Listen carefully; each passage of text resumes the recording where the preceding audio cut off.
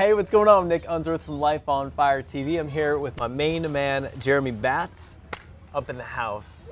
And today's been really cool because I think we've all heard about network marketing. I think we've all heard about MLMs and things like that. And typically they sometimes give people a bad taste. And so it was network marketing is where I got my first start as an entrepreneur. I've got so much respect and love for it. And we're gonna share with you a guy who is not only crushing it with network marketing, which is a great business model for some people, but he's also doing it in a way that is helping so many people, not only with their health and fitness goals, but with their monetary and revenue goals. So you're gonna hear from a guy who is making a nice, hefty six-figure revenue with network marketing.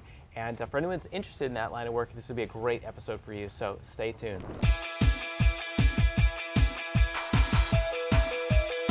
Hey, what's going on? Nick Unsworth here, and I'm a kick-ass business coach, and I'm on an absolute mission to help you find your purpose in life, to help you love what you do for work every single day, to help you be the rock star that you are meant to be, to make more money than you ever thought was possible, and to have more time freedom so you can actually enjoy the life that you're living.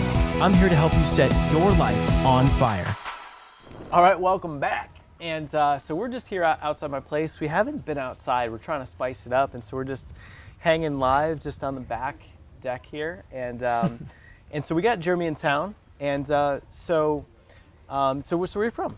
Give us the background. Yeah, so grew up in Buffalo, New York, and lived there for up until I was about 21, and went to college in upstate New York, and moved to Rochester, New York, which is still upstate New York. Yeah. Snow belt. You ever go to Saratoga horse races? Haven't been there, no. So good. Yeah. So good. No, never been to Saratoga, but then about a year and a half ago, I smartened up and moved south and live in Charleston, South Carolina now. So okay. Don't have an accent yet, but yeah, we'll see. We'll see what happens. We'll have him back next year. I've been working on it. I've been working on it. I get a little southing twang. Yeah. It doesn't go well with a lisp, you know. All right, so we got a Southern belle here, and so I think what's cool is where I'd like to start today is a little bit about your journey. So I really like to provide the actual tangible steps and techniques, things people can do, action steps from these sessions. But your journey is something that resonates with me, and I think will for a lot of people. It's a story of a guy, really in pursuit of your purpose and your passion. So bring us back to the enterprise days and your corporate days, and then we'll catch up to today. Yeah, so I had went to school and got a college degree and got out of college, and the old looked in the bank account and had $15 left, and realized that I should do what everybody else was doing and I should go out and get a job. And so I went and got this management trainee program and started to work up the corporate ladder. And I loved it. You know what I loved about this is Enterprise, right? Yeah, at Enterprise. And what I loved about that was the fact that they gave you a lot of responsibility, and the fact that they allowed you to push and work hard. And if you worked hard, you could reap those some of the financial benefits that were there. So kept working up 7.5 years, got up to a regional director position. Which is a big deal. I interned at Enterprise. I was just telling Jeremy I interned there. Like that's a big deal to get up that high in that company. Yeah. It's not easy. No, it was. It got to a point where I was managing a lot of employees, and well, how many hundreds of employees? A couple hundred employees. Yeah. And had been so vested into their business and what they had going on, but got to the point that I kept moving up these corner offices and grinding hard. Got and found myself at 27 years old making a real good living, but Six-figure living. Strong six-figure living, and with company car, company gas card. But the true reality was that wasn't the life that I was looking to live. I couldn't see myself working 75, 80 hours and being that out of shape and that stressed and that unhappy for the next 40 years of my life. So, something really just clicked, and I made a pretty drastic move and decided that was it. And before the drastic decision that I think for anyone that's in a corporate job, or even that as an entrepreneur that's doing something that you don't like doing, there's a couple things in that I think are just crazy, a couple very key factors. And so tell us, if you're open to it, tell us about the fiance situation and what happened there.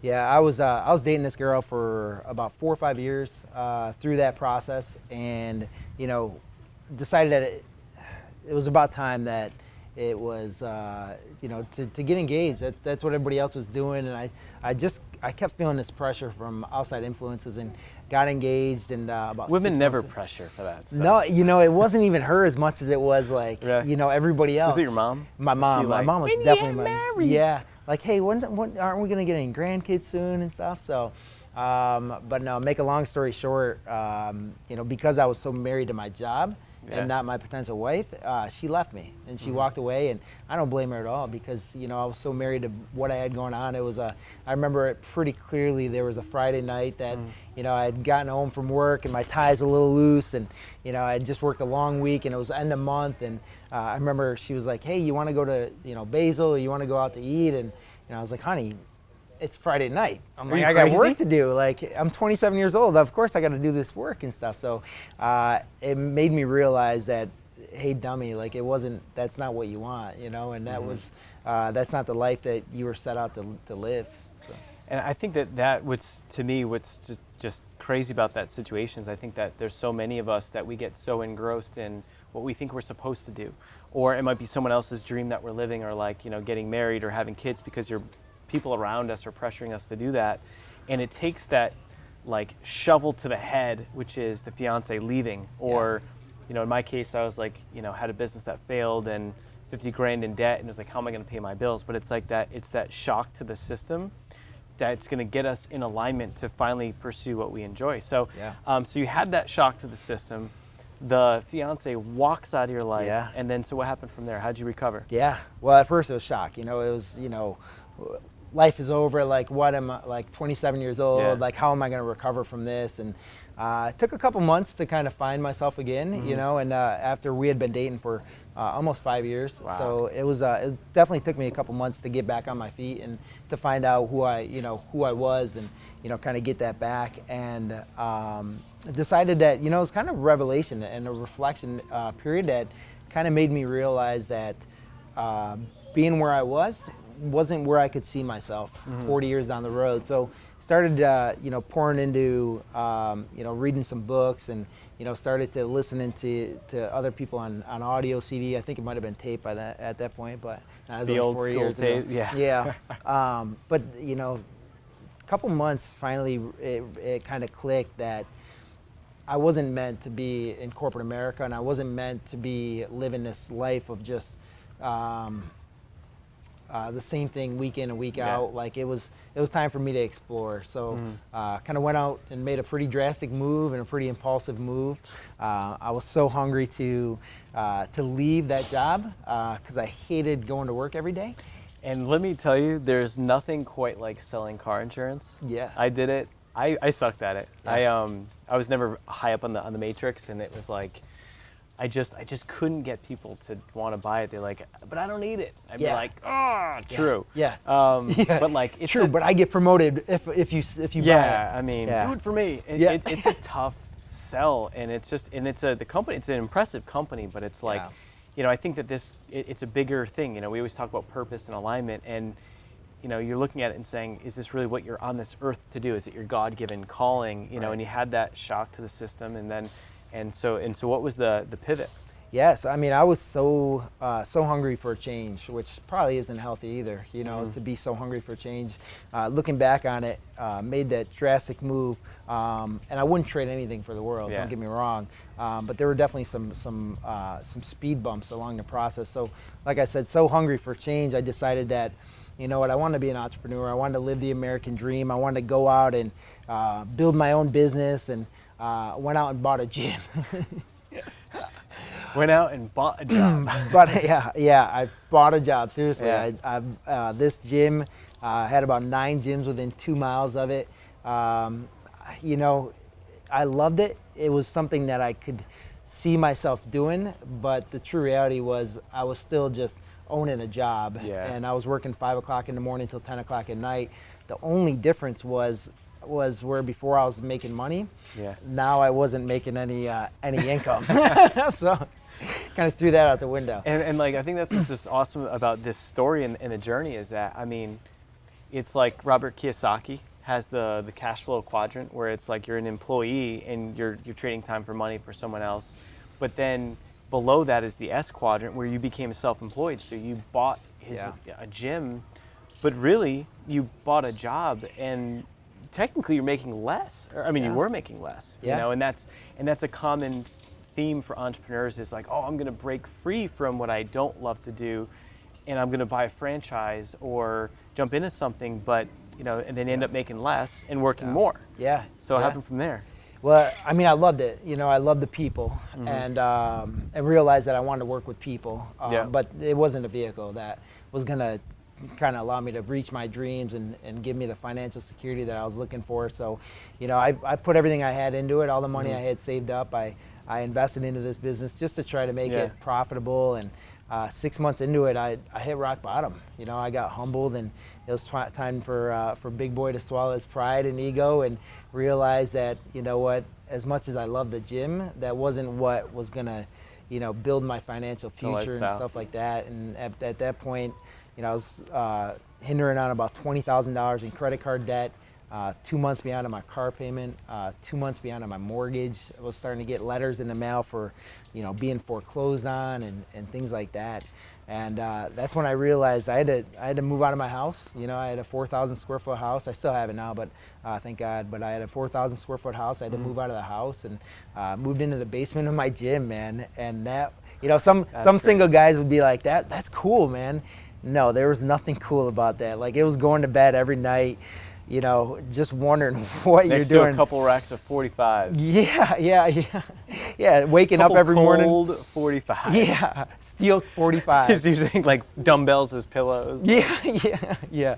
Waking up every morning to people deadlifting, to Leonard Skinner, and 9 Inch Nails on the radio, and man, it was that was when, you know, God really shook me and said, you know, like, hey, you know, you're meant to do more. And the room was not much bigger than, you know, 12 by 15. It was no cable TV, nothing. And that was a tough time in my life. That was about 3 years ago. 3 years ago. So this is what's so cool about, you know, why I wanted to bring Jeremy on here with Life on Fire TV, is because you're talking about major transition, major change in 3 years. And, you know, a lot of people knock network marketing. A lot of people knock, you know, business models.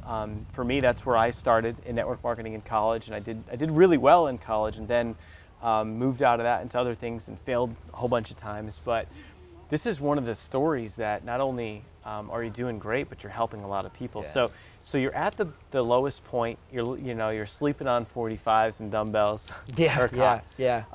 And what happened? How'd you get out of that? Yeah. Well, it was time for me to swallow my pride, and you know, at that point, I was willing to try anything but network marketing. Like, I didn't want everything but network. Yeah, I was like, I got introduced to network marketing, and the first thing I said is, you know, buddy, I love you, man, but you know, I'm not into, like, I don't have a big gold chain I don't have a shirt, you know, that with the comes Eagles down. And stuff, the Eagles, and like the affliction shirts. Yeah, and I don't drive a Phantom, you know, and I don't carry around big checks. Like, I'm like, that's not really my style, you know. And so, you know, good for you that you're making, you know, what you're making, but you know, I'm good on that. Even though at that point, $10 would have been great.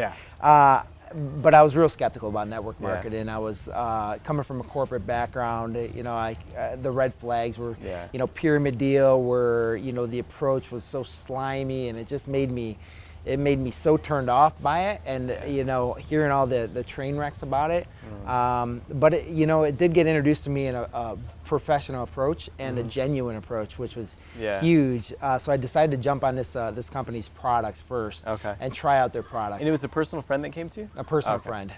Yep. And so I tried out these products, and I got great results on the products, and immediately said, you know what, maybe not the business side isn't for me, but I can definitely tell some people about these products. You know, I can share these products. You know, I can help them get a little healthier and that kind of thing. And at that time, I was training a bunch of clients, and they were having problems with their nutrition anyways. So next thing you know, my phone starts ringing. Hey, can I get a couple more of these things? Can I get a couple more challenges? You know, and it made me kind of dawn on me that, you know, maybe it was time to look into this thing a little deeper, and maybe there was something of substance. And it was time for me to maybe get those self-imposed limitations out of my mind, because at that point I had been beaten up. Yeah. You know, and I didn't want to get beaten up again. You know, Sure. that's the last thing I wanted. I just wanted to, I wanted to do good for other people and myself. And that's what the biggest kind of wall that was holding me back was the fact that, you know, I didn't want something else to fail. You just failed basically, and were beaten up. And the last thing you want to do is get excited about something and then go headfirst into a big failure or what have you. And the failure rate in network marketing is very high. But what's interesting is that, you know, I just think that the downfall of so many network marketing companies is products that people don't want to repeat purchase. Yeah. You know, so the fact that like you're a part of one that people were excited about, there's very, you know, I think that, and people wanted more. And so from there, you know, you took action on it and. Yeah, from there I saw a little bit of an opportunity, but still didn't see the potential. Yeah. You know, I saw a little bit of an opportunity that I can make, you know, an extra $500 a month, and you know, maybe make my car payment, and I could do this. You know, the cool thing is like I could do this in conjunction with my gym. You know, like I could do it. You know, I was working at my gym long hours, still 60, 70 hours a week, just to keep it afloat. Couldn't hire somebody else to come in and do the training because I couldn't afford it from the gym aspect of it. So I liked the aspect of the network marketing that I could do it on the side, and I could just fill the gaps with what I had going on in life. And the first couple months, you know, it blew away my expectations. You know, it wasn't like one of those companies that I had to invest a bunch of money and then I was potentially going to lose it. It was cool because it was allowed me to small buy-in, but whatever effort I put forth, I reaped the benefits from that. You know, so a couple months in, you know, hit up you know, $500, $600, $700 per month, and that was cool because that paid some car payments and. You know? Which creates progress, and like no matter what the business is like it's from a coaching. It's like we're always just like drilling down. Like if you can start the new business and lead it with revenue, that creates the momentum and progress. Like so, you hit progress, you start making a few $100 a month, and then I got excited. You know, I really did. I got excited, and I started to realize that network marketing was, you know, a real business, and it was. It had a lot of potential if it was done the right way, you know? So the one thing is, you know, I made sure that when I got involved in network marketing that I never lost who I was, you know, and I always, you know, made sure I looked in the mirror and said, you know what, you're doing this thing the right way. And it's done real well for me, you know, 3 years later, you know, it's allowed me, you know, more options and flexibility than, you know, I've ever had in my life. And, you know, making more money now in a month that either one of my parents ever made in a year, you know, is absolutely incredible. And it only comes from being able to help a lot of people, you know, not only get healthy, but also, you know, get out of debt and things like that. And I think one of the reasons, you know, big factors of, you know, having you on here today is it's like the giver's heart, and that's why like it's growing so fast for you. And you look at like why are some people successful and why are others not in the industry. And I'd love for you to highlight just like, you know, or, you know, things that I was just hearing today. So like, you know, Jeremy's one of our, you know, Firestarter Elite clients, which is awesome. So we're up to some. We blowing it up or what? Blowing it up. All right, I don't even know. So we're up East to Coast, 3 years behind California. I'm a little slower. Handshakes are totally different. But we're up to big things, you know, and it's like, you know, how to, you know, not only have a life on fire, but you're helping other people live a life on fire. I mean, you're able to travel the world. You've got a big, you know, nice 6-figure income, and it's like, you know, this guy's like, you know, here's about what we're doing in Guatemala, giving back, building a school, and he's like, how do I do that? You know, you're donating so much to your church and others around you. And so as far as building a team, and I think that regardless of network marketing, I think hearing how you network and how you add value for the people on your team and like how you're giving to them, that being the purpose, I feel like that's why you're so successful. And if everyone had a little piece of that, of just that integrity and the heart behind it, I feel like there wouldn't be this stigma in network marketing. Like there wouldn't be entrepreneurs that are, you know, just so greedily, if that's even a word, greedily, so sounds good to me. Greedy-ishly, like taken from people. So tell us a little about just like how you think about helping your team and how that's translated into business. Yeah, number one, without a doubt, if they were to pitch me on the opportunity and how I can make boatloads of money and all that other stuff right up front, I probably would have turned and ran. You know, like if they would have pushed me Yeah. to try to like make income doing this thing, I would have been so turned off that I would have ran away from an opportunity that obviously has changed my life. So the number one thing, without a doubt, is I've learned, just because through personal experience, I've learned that you got to meet people where they're at, you know, and everybody has different comfort levels. Yeah. And the one thing I love about this company is I can meet people whether they're just looking to get, you know, healthy and get in better shape, or if they're looking to make a little bit of extra money, or if they're making to make a huge lifestyle change and make a lot of extra money. I meet people where they're at, you know, and I never try to persuade or push or encourage somebody who doesn't want something. You know, not everybody sees the same vision as me, and our visions are a little different, and everybody's got their own vision. And what I've learned is in this business, when we have our own self agenda, we lose, and our agenda should be coming second to everybody else's agenda. And I think like where I see some parallels is like, you know, in my shoes as a business coach, it's like my value is success stories. So it's like the more people I can help become successful or become more successful or have a more balanced life, that's what's going to ultimately make me successful. And the cool thing is the same thing for you. Yeah. You know, and you know, I started talking about like the team and the dynamics. And so you were saying that you've got, you know, 9 people making 6 figures. Yeah. And it's like when you look at all the ways to strategize to grow more business, does it make sense to do all this online advertising or marketing? And really it's part of you investing your time into your team, you know, and helping them. And that's what ultimately helps you, which is cool. Right. Yeah, it's I love that.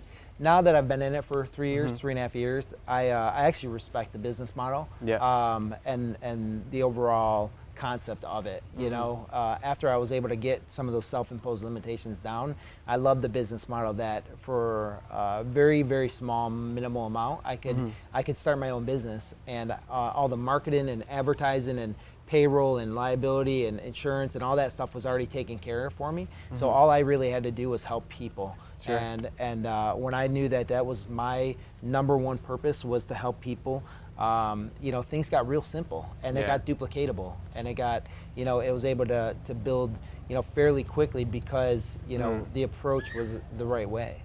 What do you think, like, if we're, I think that what we just kind of talked about comes back. I mean, there's really networking is touched on there about, you know, giving first to people. It's like not the network marketer that goes to a Chamber of Commerce event and it's like pitching people, but instead getting to know them. How can you add value?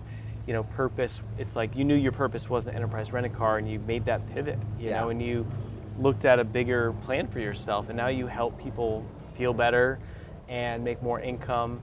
But how about mindset? Like, what would you say is one thing that you've done, or one thing that someone can do to have that winning mindset to get through all this stuff? You know, because for some entrepreneurs, it only takes one no, it only takes one business failure or one thing to get knocked out of the game. Yeah. So, like, you know, what's something that you're doing as far as mindset? Yeah. Well, at the bottom of any entrepreneur, entrepreneurs are problem solvers, right? We're looking at a problem that's out in the marketplace, and we're providing a solution. You know, so one of the big problems we face, just in terms of you know, the market, is, you know, people are struggling every day and suffering every day. You know, so the one big mindset I think that I had to overcome was the fact that it wasn't about me anymore, being an entrepreneur. It was about others. And you know, it's kind of unique. I have to have the courage to introduce this opportunity, product, to somebody with an opportunity for them saying no, because I know it's in their best interest for me to introduce it to them. Sure. Like, I could never imagine if my buddy didn't have the courage to introduce it to me when I was you know, and I'm sure he thought, like, you know, this guy owns his own business, you know, like, he's got it made. A lot of times people have that perception that entrepreneurs have this thing, like this magic, you know, bank account, right? And but the true reality is a lot of us we're suffering. And I'm kind of a brash New Yorker guy. Like, I got a little bit of a ego and pride, and still working on that. But I couldn't imagine if my buddy didn't have the courage for me to say no, and to be like, don't ever come at me with that, you know? to not introduce it to me. And now every day I have to get that mindset back into reality, knowing that I might get told no, and entrepreneurs might get told no a lot, but it's not about us. Sure. It's about other people, you know? And to be able to fight through a lot of those no's, we can't do it personally. We have to do it because we're fighting for something else. That's huge. Yeah. That's huge. I mean, I think I can translate back into, as a business coach, it's like, someone that maybe I could help, that I choose to not have the guts to like ask for the sale or even put it out there to someone that they could be a big success story, or, you know what I mean? Or someone, that's a really cool way for perspective for you, is that, your whole life is radically different, and you almost owe it to the person.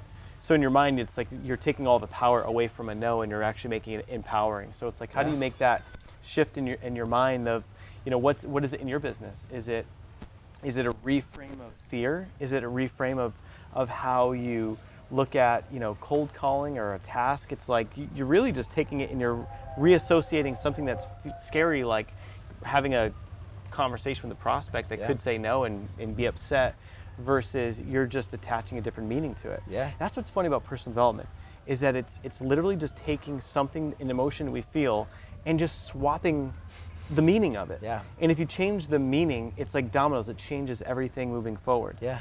So it's just crazy. Perspective. So how about what would you say is one of the biggest factors of your success? Yeah. Something that we could kind of look at and translate it back to other businesses. Just a reason for success. Why are you successful right now? Yeah, I think, as you guys can tell, I'm nothing special. I grew up in a small town outside of Buffalo, New York, population of maybe 2,500 or 3,000. I'm like the average Joe, like the average farm boy. Nothing special, but I would say, a few things that I think have helped me to reach the success of where I'm at is, number one, being able to swallow my own agenda and swallow my own pride in the betterment of somebody else, and genuinely locking arms with somebody, and not just giving the BS answer of like, oh, everything's going to be okay, everything's going to be okay. No, we're going to struggle. We're going to have some challenges. Being honest marketer. Being honest, but locking arms and saying, you know what, we're going to stumble, but I'm going to stumble with you. And the fact that we're going to fight through that, and we're going to get better, and we're going to become professional at this. I think that's a huge trait that people who succeed have. They're willing to go to battle with somebody. They're not somebody who is just gonna say all the right things but not do all the right things. I think being a good leader is leading from the front, you know, and showing people, not just telling people how to do it. And in the true authenticity, it's kind of like, I mean, that's huge. I think the reason the industry has a bad rap is because of all it is expectations. Yeah. The industry has an expectation of like, someone's like, hey, here's a flashy car and you can have that too, and they make it look easy. When really, just like any business, it's hard work, it's time, it's persistence, and you've got a giver's heart, and that's helping to grow the business. But at the end of the day, it's like, every business has challenges, and it's kind of like, on the business coaching, if I were to tell everyone it's going to be a walk in the park and you're going to make an extra $100,000, how's that going to serve us later? Right. And I think that's just one of the things to pull out of this, a takeaway, is that the more we can be transparent and authentic in our marketing or in our conversations or sales conversations, it may lead to more no's now. You know what I mean? Because people that don't hop in.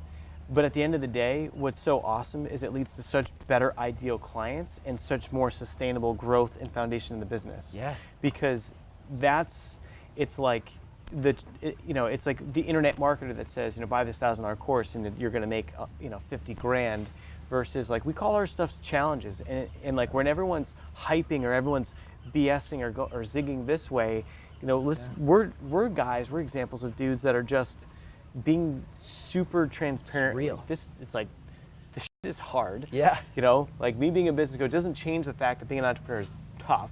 Yeah. But like you said, someone to go through the trenches with you. Right. And what's cool is, I mean, people are getting you as a mentor, and they're getting systems and tools to have a real business from a guy that's done it.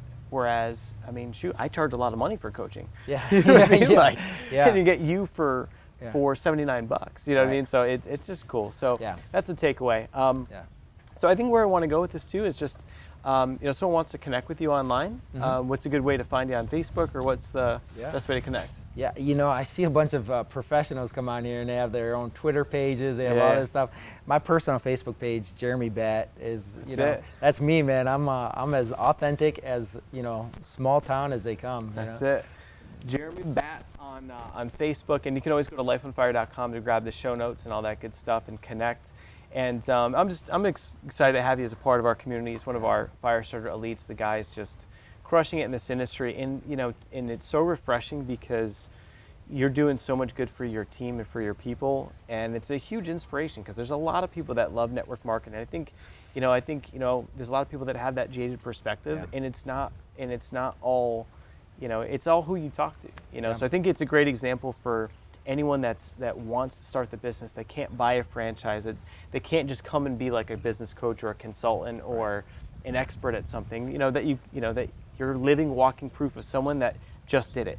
You didn't pay your way to the top. You didn't have a big team that you moved in. It's like you just followed the actual model of talking to people and had good products, and it worked. So super awesome. And one last thing, which is wonder what this is going to be. What's one thing that most people don't know about you?